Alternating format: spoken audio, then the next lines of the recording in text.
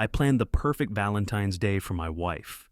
Then I found out she had plans with someone else. For 10 years, I loved my wife with everything I had. I planned every Valentine's Day perfectly. Roses, candlelit dinners, weekend getaways. She always told me I was the most thoughtful husband a woman could ask for. This year, I went all out. I booked a 5-star restaurant, got her favorite flowers, even bought her a diamond necklace. Then, the night before Valentine's Day, I found a message on her phone. "I can't wait to spend the night with you. He has no idea." My hands shook as I read it. She wasn't talking about me.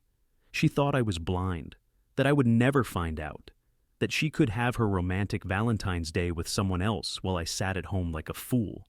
She thought she had it all figured out, but she had no idea what I was about to do.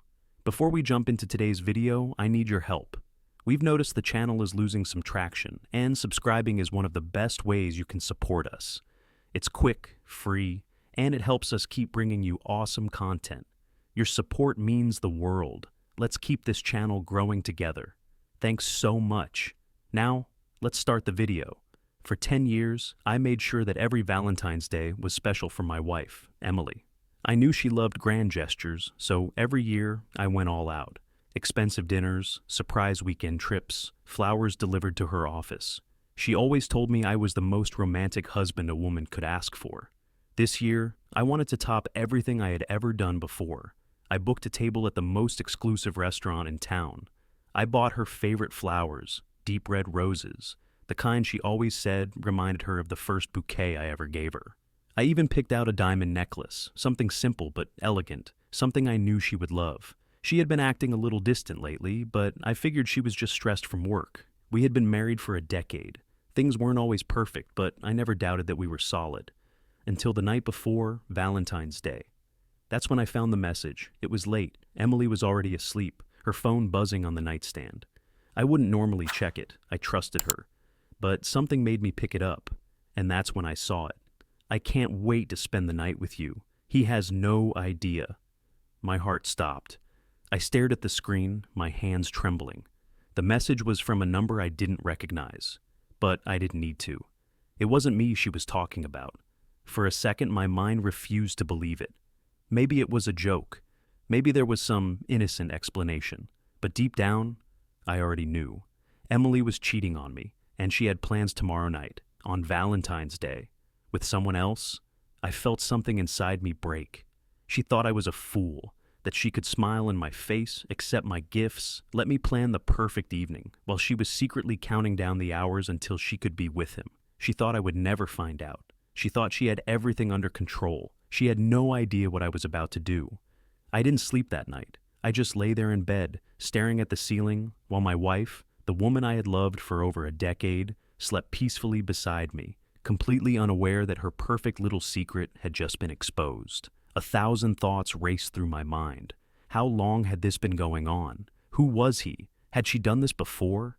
Was this the first time she had betrayed me? Or had I been blind for years? And then, the most painful question of all, had she ever really loved me at all?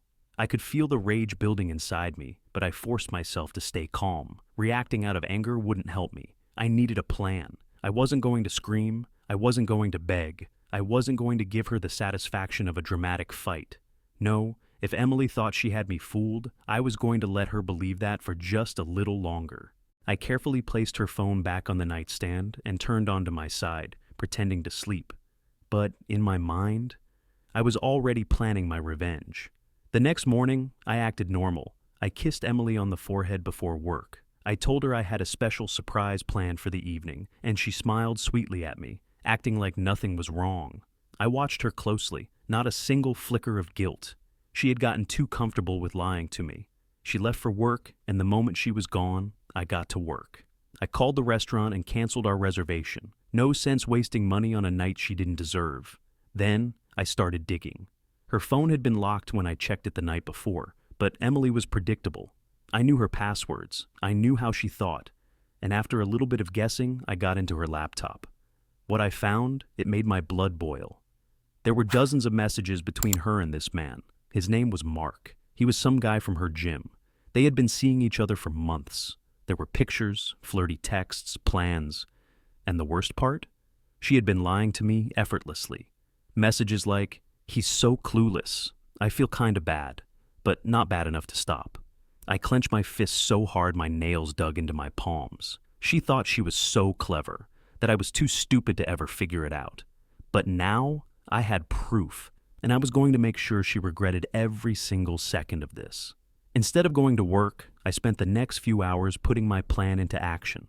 First, I called a divorce lawyer. I wasn't going to be one of those people who let a cheater cry their way out of consequences. Emily wanted to throw away our marriage? Fine. But she wasn't getting a damn thing from me. Then, I took things a step further. I reached out to Mark's wife. That's right, he was married too. I found her through his social media and sent her every single screenshot, every text, every picture, every plan they had made behind our backs. I didn't sugarcoat anything. It didn't take long for her to respond. Mark's wife. Thank you. I had no idea. He's going to regret this. Good, that made two of us. By the afternoon, everything was in motion. The divorce papers were being prepared. Mark's wife was dealing with her end of things. And I had one final move to make. Emily thought she was meeting Mark that evening. She thought she had gotten away with everything. So I sent her a message. Me, "Hey babe, I can't wait for tonight. I have something really special planned." Her response came instantly. Emily, "Aw, I'm so excited. You're the best." I smiled to myself. She had no idea that, by the end of the night, her entire world was going to come crashing down. By the time evening rolled around, I was ready. Everything was in place. Emily still had no clue that her perfect little secret had been shattered. She had spent the day texting me sweet messages, playing the role of the loving wife, all while planning to spend Valentine's night with another man. She thought she had the best of both worlds. She had no idea what was coming. I waited at home, pretending to get ready for our special evening. Emily arrived, looking stunning, her makeup done to perfection, wearing the red dress I had bought her last year. For me. The irony of it made my stomach turn. I forced a smile. "You look beautiful." She beamed, twirling slightly. "You like it?" "Oh, I love it," I said smoothly. "Mark will too." Her smile froze. I watched the blood drain from her face, the realization creeping in as she tried to mask her panic. "Whoa, what?" she stammered. I tilted my head. "Mark, your gym buddy. The guy you've been screwing behind my back for months. You know, the one you plan to spend tonight with." She blinked rapidly, her mouth opening and closing like a fish gasping for air. I don't know what you're talking about." I laughed. Actually laughed. "Emily, please," I said, shaking my head. "I've seen the messages, the pictures, the plans. I know everything." She swallowed hard, her entire body going rigid. It's not what you think." "Oh, it's exactly what I think," I cut her off, stepping forward. "You were going to lie to my face. Let me spoil you. Let me celebrate a day that was supposed to be about us while you snuck off to be with him." Her eyes darted to the door, like she was trapped. Good, because she was. You don't understand," she whispered, her voice shaky. "Oh, I understand perfectly," I said, my tone sharp. "I understand that I married a woman who thought she could have everything, who thought I was so stupid, so blind that I'd never figure it out." Her lip trembled. "Please, let's talk about this." "Oh, we're talking about it, all right," I interrupted. In fact, I already talked to Mark's wife. Her entire body tensed. I smirked. "Yeah, she knows too. She has all the texts, all the proof. So, while you were getting ready for your romantic night, she was serving Mark divorce papers." Emily's breath hitched. You ruined his marriage?" I let out a sharp laugh. "Oh no, he did that, just like you ruined ours." Her hands shook. "Baby, please, don't." My voice was ice cold now. "You don't get to call me that anymore." She opened her mouth to argue, but I wasn't done. I walked over to the table and grabbed a stack of papers. "Speaking of divorce," I said, tossing them onto the counter, "you might want to read these." Her eyes widened in horror. "Wait, you already filed?" I crossed my arms. "What did you expect, Emily? That I'd just yell for a bit, then forgive you? That we'd go to therapy and I'd pretend this never happened?" She stared at me, her breathing shaky. I didn't mean to hurt you." I chuckled. You just didn't mean to get caught. Silence. She knew I was right. I grabbed my jacket, walking toward the door. "Where are you going?" she asked, her voice barely above a whisper. I turned to her with a smirk. "To celebrate Valentine's Day. Unlike you, I actually have someone worth spending it with." Her face crumbled. Good. Because this was the night she realized she had lost everything. And it was all her fault.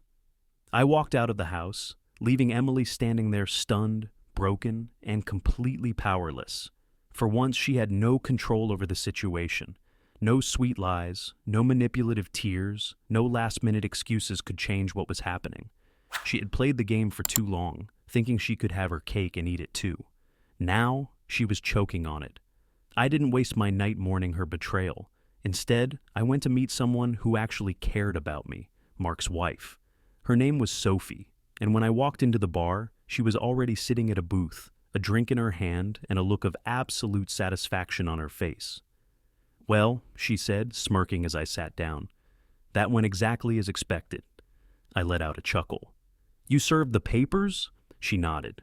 Hand-delivered them right to him. And let me tell you, Mark's fake charm disappeared real quick when he realized I wasn't playing. I raised my glass. "Cheers to that." She clinked her drink against mine, then took a sip before leaning forward. "How did Emily take it?" I smirked. "Like someone who just realized she lost everything." Sophie laughed. "Good, she and Mark deserve each other." We spent the next hour talking, laughing, sharing stories. It was almost funny, how the two of us had been living parallel lives, married to selfish liars who thought they could play us like fools. But the difference? We weren't fools.